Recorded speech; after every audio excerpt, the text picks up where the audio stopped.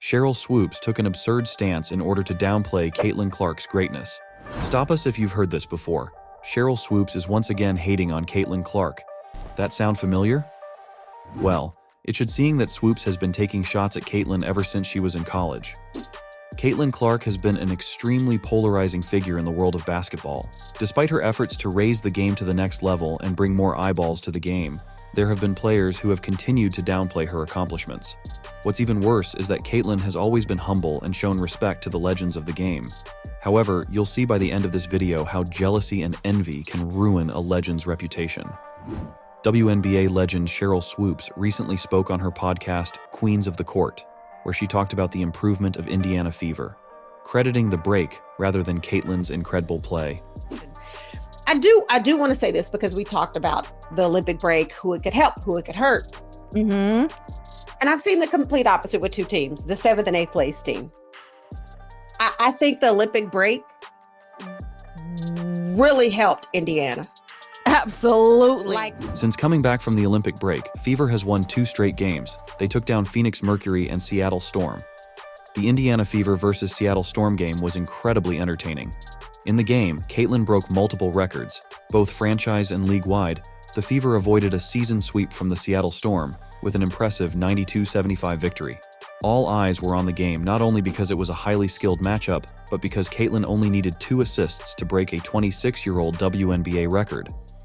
The rookie came into the game with 223 assists, just behind Ticha Penicheiro's WNBA rookie record of 224, which was set in 30 games with the Sacramento Monarchs in 1998. Naturally, she broke the record before halftime, and she only needed 28 games to do it. Her first match back was against Diana Taurasi and her Mercury team. Caitlin dominated the game. Her performance might be one of those performances we look back on in a few years and think, yeah, that's when Caitlin really found her groove in the league. In the first half against the Mercury, Caitlin tallied 16 points on 55.6% shooting, which included 3 triples with 5 assists and 4 rebounds. Just complete and utter dominance. She also made some WNBA history in the process. Caitlin became the first player in WNBA history to score at least 450 points and tally at least 200 assists in a rookie season. Only 5 other players in league history have achieved that feat in any other year of their careers. Caitlin finished the game with 29 points, 5 rebounds, and 10 assists on 50% shooting from the field. But more than the stats, it's how she dominated the game that's really impressive. She dissected the Mercury defense thanks to her incredible vision, which resulted in easy buckets for her teammates play after play. Despite all of this, Swoopes refused to give Caitlin any credit. In fact, she didn't even mention the rookie when speaking on Indiana's rise in the standings. Swoopes showed how petty she can really be when she decided to credit players like Lexi Hull, Kelsey Mitchell, and Aaliyah Boston, who have also been great since the team's return from the Olympic break, but there was never a mention of the Fever's star point guard. She believes Indiana will keep moving up in the standings if they're able to keep playing at this level, especially with Hull, Mitchell, and Boston's success. Shout out to Lexi Hull. I'm a big Lexi Hull fan. Watch her in AU. Lexi Hull shot the leather off the ball in their game against Seattle and just couldn't miss. Kelsey Mitchell is just stroking. She is just shooting the basketball. Aaliyah Boston, almost a triple-double. Conveniently, she forgot about Caitlin's historic record. Heck, Swoopes gave Angel Reese a shout-out instead for losing a game. Before I get into that, I am going to say this. Shout out to Angel Reese, even in a loss. Listen, 20 boards. It's crazy. 20 boards. Say what you want to say about how she's getting all these rebounds. You can get 20 rebounds. I don't care if you're rebounding your own. So petty. Swoopes doesn't seem to rate Clark very much. Prior to this, she took another swipe at the 22-year-old by saying she has better players at the Fever than Angel Reese does at the Chicago Sky, as the pair seem certain to contest the ROD award in the latest round of their rivalry. But her blatant dismissal of a once-in-a-generation type player had ESPN reporter Elle Duncan exposing Swoopes for being jealous and envious. She's had some thoughts previously about Caitlin. She would later have to apologize of those thoughts being uninformed, she shoots like 60 shots a game, just being a little bit inflammatory and critical without any actual analysis. And she apologized for that during the women's college season, and she's now stepped in it again. What Elle is referring to is the fact that Swoopes believed Angel's game would translate to the WNBA better than Caitlin's. You're trying to come take my job. Like, nah, it's not gonna be that easy. So will Caitlin Clark be a good pro? Absolutely. Will Caitlin Clark come into the WNBA and do what she's doing right now? Immediately? Absolutely not. Not gonna happen. Okay. Swoopes also claimed Clark got her NCAA points record via shots and volume rather than quality, and that she needed more time to beat Kelsey Plum's score before she later apologized for uninformed thoughts.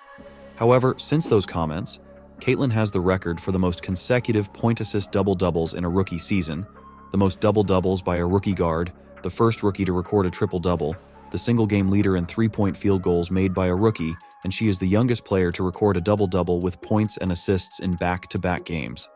Oh, and she set the single-game assist record for the WNBA. That's just the WNBA records. On top of that, she has 7 different records for the Indiana Fever. In just one short season, she has basically become an all-time great for the Fever franchise and left her mark in the history books. But it seems as if Swoopes has it out for Caitlin. Despite proving her wrong, she continues to find reasons to slight Caitlin and big up Angel Reese. In fact, she went out of her way to spread false narratives.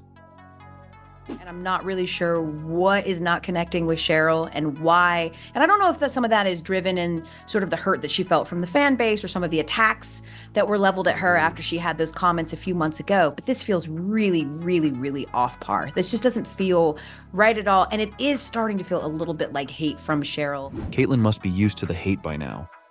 There have been a few instances where opposing players have hit her with dirty shots that should have resulted in ejections but weren't. Not to mention the overly physical defense that is constantly played on her.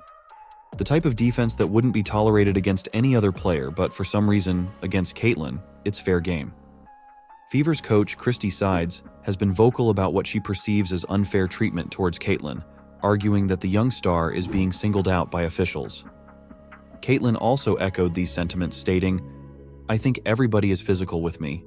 They get away with things that probably other people don't get away with. It's tough, but that's just the fact of the matter." Caitlin's playmaking has elevated her Fever teammates as well. Aaliyah Boston is having the best season of her career and was named to the All-Star team. She also received the second most fan votes of any player. On top of that, Caitlin's other teammate, Kelsey Mitchell, also made the All-Star team. Having Caitlin on the team makes it so much easier for her teammates to play their roles. Besides, all they really have to do is hustle and make the right cuts because Caitlin will find them thanks to her pinpoint passes, and even a few unbelievable bounce passes that leave the defense confused. Instead of giving Caitlin credit for elevating her teammates, Swoopes is pretending to ignore her impact.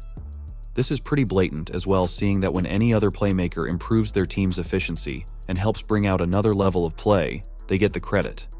But when you're a superstar, you have to do more than win games. You have to generate views. That's part of the deal. And well, in that sense, she has exceeded expectations.